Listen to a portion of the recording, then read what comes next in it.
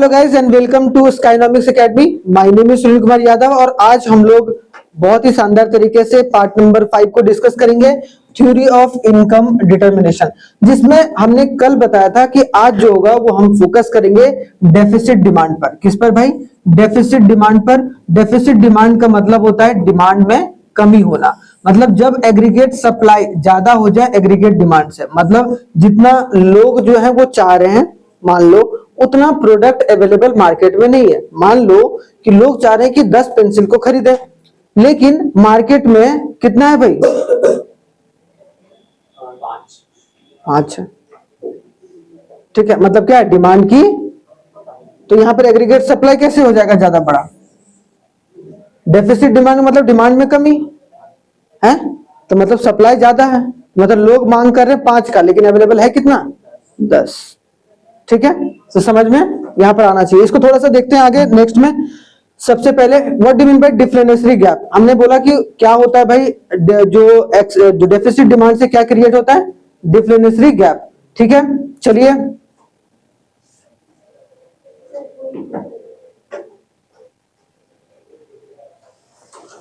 अब डिफ्लेशनरी जो गैप है वो समझना थोड़ा सा इंपॉर्टेंट है।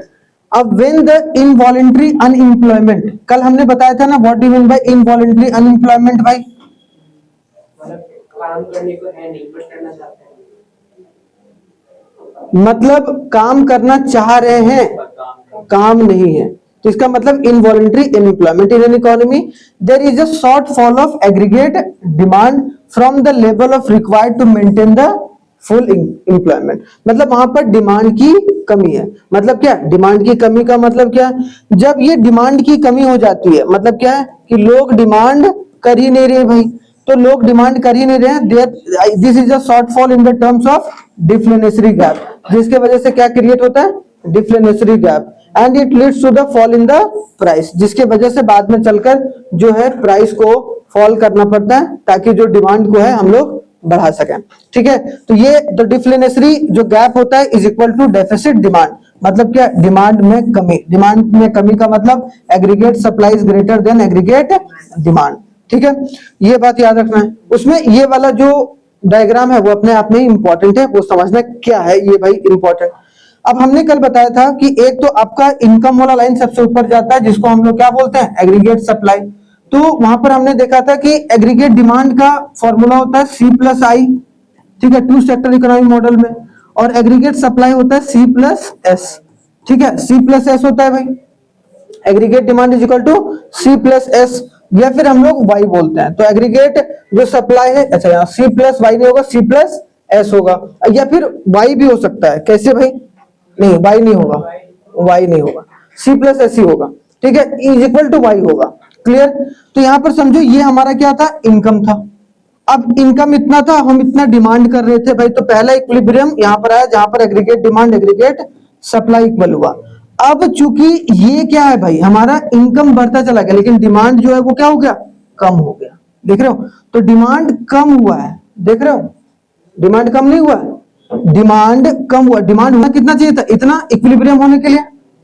यहाँ अगर यहाँ ये इक्वल होता है एग्रीगेट डिमांड एग्रीगेट सप्लाई, मतलब ये वाला लाइन जो है वो यहां पर जाकर अगर टकराता, तो इसका मतलब क्या है? Aggregate demand is equal to aggregate supply. लेकिन यहां पर नहीं हो रहा है, देखो तो ये पॉइंट निकल गया, और ये पॉइंट जो एक्चुअल में होना चाहिए था है कितना यहां पर। तो इन दोनों के बीच में जो गैप क्रिएट हुआ है उसके वजह से क्या हुआ है? Deflationary gap. ठीक है, तो सिंपल सी अगर बात, नहीं सॉरी, इसको थोड़ा सा और उल्टा करके देखो, अगर कि पहले हमारा एग्रीगेट डिमांड यहां था, अब एग्रीगेट डिमांड हमारा यहां पर आ गया। क्यों? क्योंकि डिमांड की कमी की वजह से। तो इक्विलिब्रियम पहले इतना था, अब इक्विलिब्रियम यहां होना चाहिए, लेकिन इक्विलिब्रियम यहां नहीं है। इक्विलिब्रियम यहां पर जनरेट होने की वजह से ये डिमांड कम हो गया। तो यहां पर क्या हो गया? कौन सा डिमांड क्रिएट हुआ? Deflationary gap. ठीक है, अगर यहां करते तो इसको नीचे करते। ठीक है, ये वाला अगर ऊपर कर दोगे तो क्या होगा? इन्फ्लेशनरी गैप जो होगा वो क्रिएट हो जाएगा। तो यहाँ पर थोड़ा सा ध्यान देना है। क्या ये ध्यान देना है? सबसे पहले हमें ये वाला लाइन देखना है। ठीक है, aggregate demand is equal to C+I। अब चूंकि एग्रीगेट डिमांड क्या हुआ? कमी आ गया। कमी आने का मतलब नीचे हो गया, यहां से यहां आ गया, समझ रहे हो? तो यहां से यहां आया, इसका मतलब ये जो गैप क्रिएट हुआ वो कौन सा गैप है? डिफ्लेशनरी। तो नीचे आएगा। ठीक है, ये यहां से ऊपर मत, पहले ये लाइन बनाना फिर ये लाइन बनाना। ठीक है, इसको हो सकता है कि डॉटेड डॉटेड बना देना ज्यादा अच्छा होगा। ठीक है, तो ये बात याद रखना है कि ये जो गैप हुआ है that is called the deficit demand, या फिर हम लोग उसको डिफ्लेमेशनरी गैप बोलेंगे।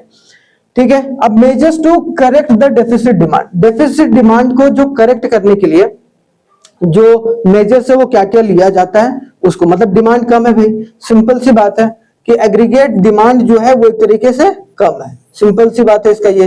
तो इसमें क्या broadly there are three measures, तीन तरीके का इस्तेमाल करते हैं ताकि हमारी डेफिसिट या फिर हमारी जो एक तरीके से डिमांड की कमी है उसको पूरा किया जा सके। पहला फिस्कल पॉलिसी, दूसरा मॉनेटरी पॉलिसी, तीसरा एक्सपोर्ट प्रमोशन। फिस्कल पॉलिसी कौन लेता है भाई? गवर्नमेंट जो है वो फिस्कल पॉलिसी के तहत डिमांड वगैरह को बढ़ाने के बारे में सोचती है क्योंकि डिमांड कम है मार्केट में। मॉनेटरी पॉलिसी के तहत जो आरबीआई है वो डिमांड को बढ़ाने के बारे में सोचती है, और एक्सपोर्ट एक तरीके से प्रमोट करके जो है वो एक तरीके से यहाँ क्या किया जाता है भाई, एग्रीगेट डिमांड को बढ़ाने की कोशिश की जा सकती है। अब यहाँ पर एक एक कर देखो तीनों चीजों को। पहला है फिस्कल जो मेजर्स, मतलब fiscal policy is the government revenues and expenditure policy, सरकार जो खर्च करती है और जो सरकार के पास पैसा आता है और उसी को हम लोग क्या बोलते हैं भाई, फिस्कल पॉलिसी। और बहुत सारे ऐसे कंपोनेंट हैं, मतलब सरकार इस्तेमाल करती है अपनी फिस्कल पॉलिसी का, जिसके तहत जो हेल्प करता है solving the problem of deficit demand, कि जो एग्रीगेट डिमांड की कमी है उसको खत्म करने के लिए एक तरीके से क्या करती है, वो चीजों को इंप्लीमेंट करती है। पहला क्या करेगी भाई, एग्रीगेट डिमांड को फिस्कल पॉलिसी के तहत पब्लिक एक्सपेंडिचर क्या करेगी, इंक्रीज करेगी। क्यों? क्योंकि हमने देखा है कि एक्सपेंडिचर अगर बढ़ता है, खर्च अगर बढ़ता है, तो एक तरीके से डिमांड भी इकोनॉमी में क्या होता है, बढ़ता है। क्योंकि खर्च करेगा तो कोई ना कोई सामान खरीदेगा, और सामान खरीदेगा तो वो अपने आप ही डिमांड बढ़ते हुए देखने को मिलेगा। तो मतलब अगर डेफिसिट डिमांड को कंट्रोल करना है तो फिस्कल पॉलिसी के तहत सरकार क्या करेगी, increase in the government expenditure, मतलब पब्लिक एक्सपेंडिचर क्या करेगी, बढ़ाएगी। टैक्स को क्या करेगी भाई, टैक्स को क्या करेगी, कम करेगी, ये याद रखना है। ठीक है, क्यों? क्योंकि टैक्स कम होगा तो चीजें सस्ती होंगी, और चीजें सस्ती होंगी तो हमने देखा है as per the law of demand, जब प्राइस कम होता है तो क्वांटिटी की डिमांड बढ़ जाती है, होता है कि नहीं लॉ ऑफ डिमांड में।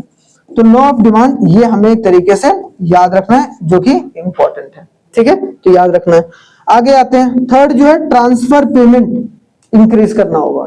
ट्रांसफर पेमेंट का मतलब सरकार जो पेंशन वगैरह देगी या फिर सरकार जो छूट देती है, सब्सिडी देती है, उसको क्या करेगी, बढ़ा देगी, ताकि लोगों के पास ज्यादा पैसा जाए और लोग ज्यादा खर्च करें।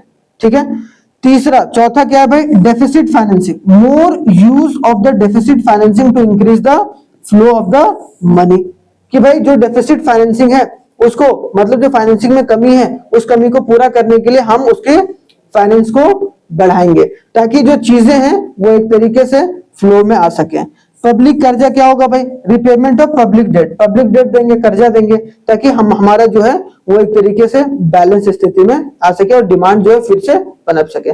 तो जनरली आपको ये तीन तो याद रखने ही रखने, तीन पॉइंट तो लिखने आता ही आता है कि सरकार क्या करती है फिस्कल पॉलिसी के तहत, अगर डेफिसिट डिमांड है तो, अगर डिमांड में कमी है तो। ठीक है, डिमांड में कमी है तो सरकार खर्चा को बढ़ाएगी, डिमांड में कमी है तो टैक्स को कम करेगी, डिमांड में कमी है तो ट्रांसफर पेमेंट को इंक्रीज करेगी। ट्रांसफर पेमेंट वैसा पेमेंट होता है जो सरकार जो है डायरेक्टली पब्लिक को देती है, जैसे कि मान लो स्कॉलरशिप, जैसे पेंशन, अगर मान लो किसी को वृद्धा पेंशन मिल रहा है, वृद्धा पेंशन मतलब ऐसी महिला जो बुजुर्ग है, जिनके हस्बैंड नहीं है, जिनके जो वाइफ नहीं है, उनको एक तरीके से मिलता है। ठीक है, बूढ़े बुजुर्गों को, या फिर सब्सिडी जो छूट है वो एक तरीके से बढ़ा देना चाहिए।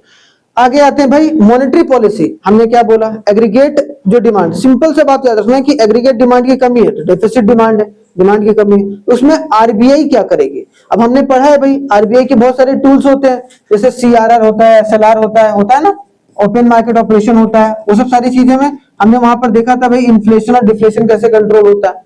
तो यहाँ पर क्या देखना है कि मॉनेटरी पॉलिसी क्या पॉलिसी होता है, is the policy of the central bank to regulate and control the credit, credit का मतलब लोन या पैसा या फ्लो ऑफ मनी, ठीक है, and the money in the economy, कि वो कंट्रोल करती है, रेगुलेट करती है क्रेडिट को और साथ ही साथ एक तरीके से मनी का फ्लो को। ठीक है, आगे देखो कुछ कंपोनेंट्स है जो हेल्प करता है ठीक है, रिड्यूस करने में क्या प्रॉब्लम ऑफ डेफिसिट डिमांड, ताकि जो डिमांड की जो कमी है उसको पूरा किया जा सके। क्योंकि एग्रीगेट डिमांड की कमी है, सिंपल से इसका मतलब है कि एग्रीगेट डिमांड को बढ़ाना पड़ेगा। एग्रीगेट डिमांड को बढ़ाना पड़ेगा, मतलब डिमांड बढ़ेगा तभी तो मार्केट इक्विलिब्रियम में आ पाएगा। एग्रीगेट डिमांड एग्रीगेट सप्लाई, हाँ या ना। अब यहाँ पर सबसे पहले बैंक रेट जो है वो क्या करेगी, सरकार जो या फिर आरबीआई क्या करेगी, बैंक रेट को रिड्यूस करेगी। जब बैंक रेट कम हो जाएगा तो लोन सस्ता हो जाएगा, और लोन सस्ता हो जाएगा तो ज्यादा कमर्शियल बैंक जो है वो लोन लोगों को देगा, और लोग लेंगे भी क्योंकि सस्ता लोन मिल रहा है। समझ में आ गया? तो लगभग समय आपको देखने को मिलेगा कि बैंक रेट क्या होता है, कम किया जाता है। दूसरा, ओपन मार्केट ऑपरेशन में सरकार के बिहाफ में आरबीआई क्या करती है, सेल और परचेस करती है। भाई दो काम करती है आरबीआई, या तो सेल करती है गवर्नमेंट सिक्योरिटीज का, या तो फिर बाई करती है गवर्नमेंट सिक्योरिटीज का। ठीक है, बाई करती है किसका, गवर्नमेंट सिक्योरिटीज का। तो उसको सिंपल सा मतलब है कि सेंट्रल गवर्नमेंट क्या करेगी, बाई करेगी। गवर्नमेंट सिक्योरिटीज कुछ नहीं होता है, कागज का टुकड़ा होता है जो कि एक तरीके से बॉन्ड पेपर टाइप में होता है। ठीक है, वो बैंकों को सेल किया जाता है, उसके बदले पैसा लाया जाता है।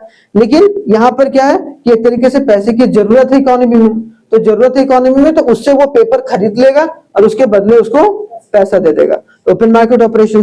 ठीक है, मनी इन बैंकिंग तुम लोगों को नहीं पढ़ा है ना, इसके बाद वाला चैप्टर में है, उसमें और भी अच्छे समझ में आएगा। ठीक है, फिर देखो क्या है, थर्ड में क्या है, cash reserve ratio, CRR. CRR क्या होता है, कैश रिजर्व रेशियो, वैसा पैसा जो किसी भी बैंक को जो होता है, कमर्शियल बैंक को, उसको कैश के फॉर्म में आरबीआई के पास पैसा जमा करना होता है, टोटल डिपॉजिट का हर रोज। मतलब हर रोज अगर मान लो 1000 रुपए जमा हुआ किसी बैंक में, तो 1000 रुपए का अगर 10% या 12% अगर सीआरआर है, तो 12% जो है वो पैसा कैश के रूप में आरबीआई के पास जमा रखना होता है। किसको, बैंकों को, हर रोज। तो उसमें क्या करेगा भाई, रिडक्शन कर देगा, तो कम करेगा भाई। मान लो पहले बैंक के पास 100 रुपया आता था, उसको 10 रुपया बैंक के पास रखना पड़ता था आरबीआई को, आरबीआई के पास रखना होता था बैंकों को। अब मान लो कि सीआरआर क्या कर दिया गया, कम कर दिया गया। अब 100 रुपया में 5 रुपया ही रख रहा है, इसका मतलब अब 95 रुपीज वो लोन देगा, मतलब उसका मनी सप्लाई क्या होगा, बढ़ जाएगा। अब जिसके वजह से क्या होगा कि वो ज्यादा लोन देगा, अब ज्यादा लोन देगा मतलब ज्यादा लोग लोन लेंगे, और उसके वजह से मार्केट में खर्चा जो होगा वो बढ़ेगा। ठीक है, आगे आते हैं। जो एसएलआर होता है, statutory liquidity ratio, SLR. SLR का मतलब वैसा पैसा जो बैंकों को क्या करना पड़ता है, खुद अपने पास रखना होता है, अपने पास रखना होता है। ठीक है, अपने पास, याद रखना, in the form of cash, gold, या आप हर एक जितने भी पैसा आपके पास डिपॉजिट होता है उतना पैसा आप लोन में बांट नहीं सकते हैं। तो कुछ पैसा आपको आरबीआई के पास जमा करना पड़ेगा, जिसको हम लोग सीआरआर बोले। कुछ पैसा जो है बैंकों को खुद अपने पास रखना पड़ता है, जिसको एसएलआर बोलते हैं। और अगर एसएलआर का कमी कर दिया, मतलब एसएलआर पहले 20% था, अब 10% कर दिया, तो अब ज्यादा से ज्यादा पैसा बचेगा बैंक के पास। भाई पहले 10 रुपए रखना पड़ता था, अब 5 रुपए रखना पड़ रहा है यहाँ पर भी, तो एक तरीके से बाकी ज्यादा लोन बढ़ाएगा। मार्जिन रिक्वायरमेंट क्या करेगा भाई, रिड्यूस करेगा। मार्जिन रिक्वायरमेंट क्या होता है, मार्जिन रिक्वायरमेंट होता है जैसे मान लो कि आपका एक घर है, घर की वैल्यू 10 लाख रुपया है, तो आप अगर बैंक में लोन लेने जाओ और इसको कोलेटरल रखो अपने घर को, तो आप 10 का 10 लाख रुपया आपको लोन नहीं देता है। उसमें से कुछ अमाउंट जो होता है वो मार्जिन के तौर पर अपने पास बैंक रखती है। जनरली 20 to 30% होता है, लेकिन 30% जो है स्टैंडर्ड जो मार्जिन रखा जाता है हर एक बैंक के थ्रू। मतलब वो आपको कितना लोन देगी, 7 लाख, 3 लाख रुपया एज अ मार्जिन वो अपने पास रखेगी, ताकि आप कोई फ्रॉड वगैरह करके ना चले जाए। अब मान लो आरबीआई को ऐसा लग रहा है कि भाई लोग बहुत ज्यादा होम लोन लेना चाह रहे हैं, तो सरकार ने क्या करा, सरकार ने बोला सारे बैंकों को कि तुम भाई मार्जिन रिक्वायरमेंट घटा दो। तो पहले मान लो कि 10 लाख रुपए को घर होता था, तो उसको 7 लाख रुपया लोन देता था भाई पहले। अब मान लो कि क्या कर दिया गया, क्योंकि डिमांड को बढ़ाना है, और डिमांड कब बढ़ेगा, जब हम एक तरीके से रेट को कम करेंगे। तो मार्जिन रिक्वायरमेंट जो थी वो हम 10% कर दिए। मतलब क्या, अब जो होगा 10 लाख रुपए का घर पर 9 लाख रुपए का जो लोन मिलेगा, क्योंकि 10% ही है, मतलब 1 लाख रुपया वो मार्जिन रखेगा। जिसके वजह से क्या होगा, मार्केट में पैसों का फ्लो बढ़ जाएगा। अब जितना ज्यादा घर बनेगा उतने ज्यादा लोगों को एम्प्लॉयमेंट मिलेगा, और जितने ज्यादा लोग कमाएंगे फिर वही लोग खर्च करेंगे। सिंपल सी बात है, कोई ऐसा तो कमा के सारा पैसा रखता है, खर्च भी तो करता है, तो जितना कमाएंगे उतना ज्यादा खर्च करेंगे। तो एक तरीके से यहाँ निकल के आता है कि मार्जिन रिक्वायरमेंट जो है वो एक तरीके से क्या होगा, रिड्यूस किया जाएगा। फिर आते हैं moral association. Central bank pursuits appeal और advice to its member bank to expand the credit facility. क्या करती है मोरल एसोसिएशन के तहत, एक नैतिक जिम्मेदारी कि भाई अभी मांग कम है, एग्रीगेट डिमांड की कमी है मार्केट में, तो एक तरीके से आपको डिमांड बढ़ाना है, तो डिमांड बढ़ाने के लिए आप ज्यादा से ज्यादा लोन बांटो। तो ये बैंकों को ये क्या करती है, पुश करती है, ताकि ये कौन, आरबीआई, ताकि वो ज्यादा से ज्यादा लोन दे सके। ये किसका काम है, आरबीआई का काम है। नोट में क्या, मॉनेटरी पॉलिसीज ब्रॉडली दो तरीके से डिवाइड होता है भाई। उसमें एक देखने को मिलेगा क्वांटिटेटिव टूल्स, एक होता है क्वालिटेटिव टूल्स। जो आपका क्वालिटेटिव टूल है वो कौन कौन है, मार्जिन रिक्वायरमेंट, मोरल सुसेशन, ठीक है। तो यहाँ देखो लिख दिया है मैंने, ठीक है। जो ये पांचवा और जो छठा है वो क्वालिटी के लिए, मतलब क्वालिटी में क्या होगा, मार्जिन रिक्वायरमेंट, मार्जिन जो वाला, और एक तरीके से मोरल सुसेशन। उसके बाद आपको जो ये कहा गया क्वांटिटेटिव में क्या होगा, सीआरआर आ जाएगा, एसएलआर आ जाएगा, ओपन मार्केट ऑपरेशन आ जाएगा, बैंक रेट आ जाएगा, आगे चलकर अभी हम लोग पढ़ेंगे रेपो रेट आ जाएगा, रिवर्स रेपो रेट आ जाएगा, ठीक है। तो ये सब सारे किसके पार्ट है, आपको क्वांटिटेटिव, ठीक है, जहां पर चीजें देखने को मिलती हैं। लास्ट जो है वो और क्या किया जा सकता है भाई, एक्सपोर्ट को प्रमोट किया जा सकता है। एक्सपोर्ट को कैसे promote, in the situation of deficit demand, अगर डिमांड की कमी है, ठीक है, एग्रीगेट डिमांड की कमी है, तो इसका मतलब क्या है, government should take the measures to increase the export, कि वो एक्सपोर्ट को बढ़ाने के बारे में सोचे बाय गिविंग सब्सिडी। अब एक्सपोर्ट बढ़ाने का सिंपल सा मतलब है, सोचो, दिमाग लगाओ कि अगर एक देश में एक्सपोर्ट बढ़ाने के बारे में सोचती है सरकार, मतलब जो कंपनीज हैं, कंपनीज को सरकार ने क्या दिया भाई, सब्सिडी दिया, क्या दिया, छूट दिया, कि चलो भाई आपको 10 लाख रुपए का हम पैसा दे रहे हैं, आप एक तरीके से एक्सपोर्ट करो। एक्सपोर्ट करने से क्या होगा, गुड्स एंड सर्विस हमारे देश में बनेगा। अब बनने के बाद मतलब ये बनाएगा कौन, या तो मशीन या तो लेबर बनाएगा, जनरली लेबर होता है भाई, ठीक है। तो लेबर बनाएगा तो लेबर के पास तनख्वाह आएगा कि नहीं आएगा, तो ये अर्न करेंगे। अब ये अर्न करेंगे तो ये अर्न करने के बाद क्या करेंगे, खर्च करेंगे, ठीक है, खर्च करेंगे, और खर्चा करेंगे तो अपने आप ही मांग या फिर एग्रीगेट जो डिमांड है वो क्या होगा, बढ़ जाएगा। तो देख रहे हो कहां से कहां लिंक है। तो सब्सिडी देने का मतलब क्या है, ताकि जो है वो टैक्स बेनिफिट दो या फिर कुछ सब्सिडी दो, ताकि कंपनी ज्यादा से ज्यादा गुड्स एंड सर्विस बनाए और उसको एक्सपोर्ट करे, और उस एक्सपोर्ट करने के दौरान उसको बहुत सारे एम्प्लॉयमेंट जो है वो जनरेट किया जाएगा, ठीक है। और जिसके वजह से क्या होगा, so that the demand of domestic goods increases, जिसके वजह से demand of domestic goods increase हो सके बाहर में भी। जैसे बाहर में एक्सपोर्ट कर रहा है भाई, तो बहुत सारे सस्ते सस्ते गुड्स अगर मान लो कि वहां पर मिल रहे हैं, ठीक है, इंडियन गुड्स सस्ते दामों में, तो बहुत ज्यादा लोग बाहर के लोग डिमांड करेंगे। अब जितने ज्यादा डिमांड करेंगे उतना ज्यादा हम लोग एक्सपोर्ट करेंगे, और जितना ज्यादा एक्सपोर्ट करेंगे हमारे देश के लोगों को उतना ज्यादा काम मिलेगा। समझ में आया। तो ये बात है एक तरीके से जो कि आप समझकर चल सकते हैं, ठीक है। अब जो होगा कल जो होगा वो हम लोग एक्सेस डिमांड के बारे में पढ़ेंगे, इंपॉर्टेंट है, जो कि आपको समझकर चलना है, ठीक है। यहाँ वाला ये वाला मैं पॉइंट फिर से समझा देता हूं, मैंने शुरुआत में ऊपर नीचे कर दिया था ताकि आपको थोड़ा सा कंफ्यूजन ना हो, क्योंकि ये डायग्राम अपने आप में इंपॉर्टेंट है, ठीक है। अब देखो यहाँ पर एक लास्ट बार मैं समझा रहा हूं, ठीक है। मैंने क्या बोला भाई, डिमांड की कमी है, क्या है, डिमांड की कमी है।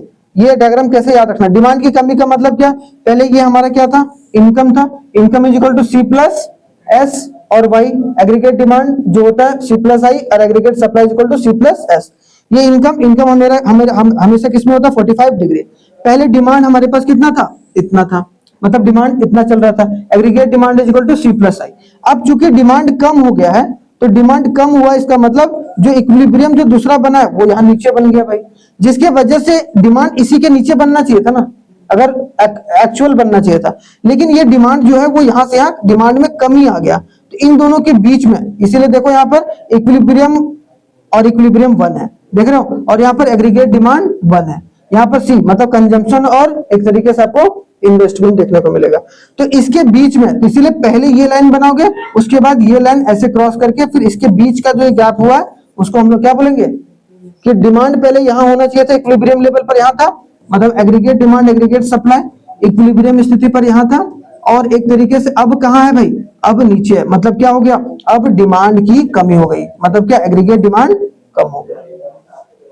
समझ में आया, ठीक है। तो चीजें आप समझ सकते हैं जो कि इंपॉर्टेंट है, ठीक है। चलिए, थैंक यू वेरी मच, मिलते हैं कल नेक्स्ट क्लास में, तब तक आप लोग अपना बहुत बहुत ख्याल रखिए, धन्यवाद।